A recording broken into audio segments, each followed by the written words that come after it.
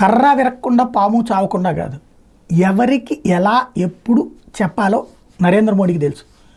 విదేశాంగ విధానం అంటే అదొక రక్షణ విధానం లాగా, అంటే డిఫెన్సివ్ సిచ్యుయేషన్ నుంచి అఫెన్సివ్ సిచ్యుయేషన్కి జయశంకర్ పట్టుకెళ్తే సరైనటువంటి అలీన విదేశాంగ విధానాన్ని అనుసరించడం నరేంద్ర మోడీకి చేతచ్చు. ఉక్రెయిన్లో తాజాగా రష్యా జరిపిన దాడుల్లో చిన్న పిల్లల ప్రాణాలు కోల్పోయారు. దాన్ని నరేంద్ర మోడీ ప్రస్తావించారు.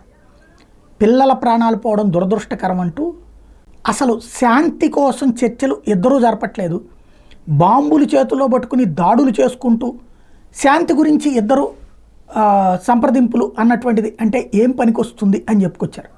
తద్వారా అటు అమెరికా యూరప్ దేశాలకి సంతోషం, అదే సందర్భంలో శాంతి గురించి మాట్లాడాడు కాబట్టి రష్యాకి సంతోషం.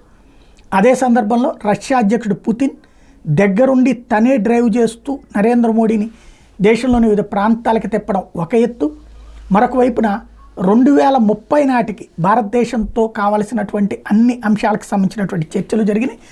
శిఖరాగ్ర సదస్సులో 2030 నాటికి $100 బిలియన్ వాణిజ్యం పెంచుకోవాలన్నటువంటి లక్ష్యంగా విధించుకున్నారు.